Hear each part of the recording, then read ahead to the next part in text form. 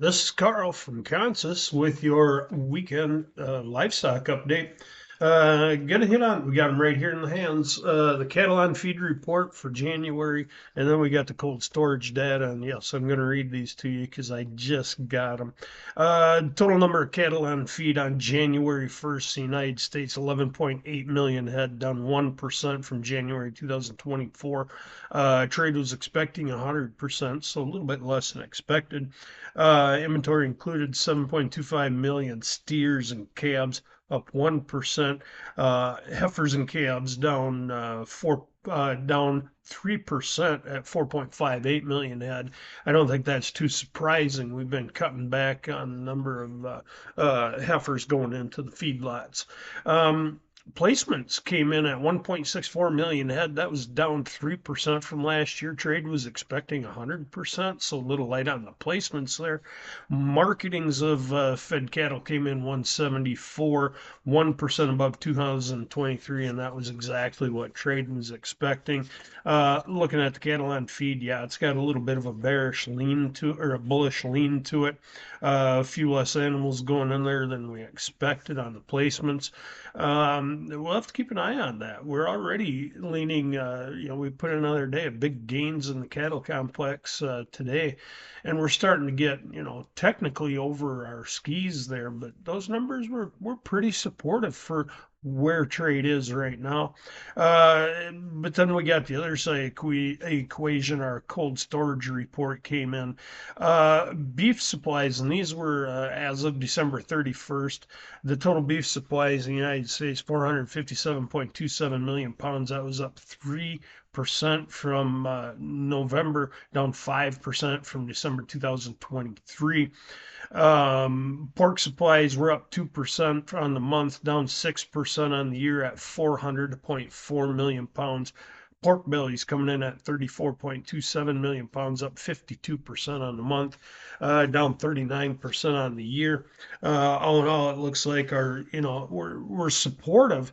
The thing is, we got to look at how much of this has already been factored into the market. We have seen a lot of managed money buying in this livestock complex, especially cattle. Cattle futures open interest is climbing. We're starting to get into record highs, record spot futures this week. 200 had $200 cattle were seen on the board here. Cash sales above that, seeing some pretty good cash movement out there. One thing I want to look at though is we're starting to get some pushback from the packers here a little bit on these high cattle values. Packers claim they're losing $100 to $150 per head right now. There's not a lot of sympathy for a packer, obviously, but we're just starting to hear stories that some might slow down, close some plants. We might see some slowing down of the processing. And Packers also a little bit concerned about their labor pool outlook. We're starting to hear some ice roundups in packing plants. This could be a factor in the complex as we move forward. Another thing I want to point out, the weekly slaughter number and red meat production came in. Beef production on the week was steady, even though slaughter was down 1%. Our cattle came in live weights 62 pounds ahead of last year.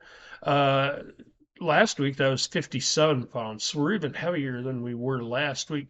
Hog slaughter was down on the week. Weights were all the same, but the hog slaughter came in a little lighter. Not too surprising, seeing that weather that hit the Midwest did kind of cause some backlogs out there.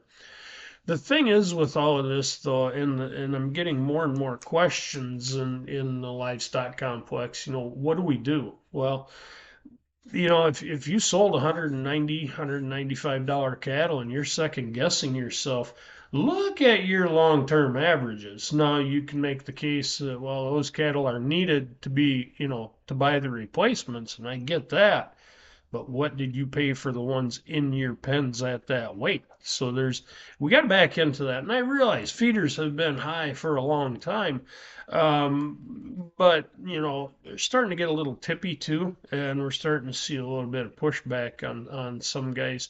A few more head of cattle going in grazing too could could be a factor as we move into the market here with them improved pasture conditions down south. So, all in all, livestock complex holding together pretty good. My word of caution is we are, I feel, getting to the top side. I don't know as if I'd get bulled up right here.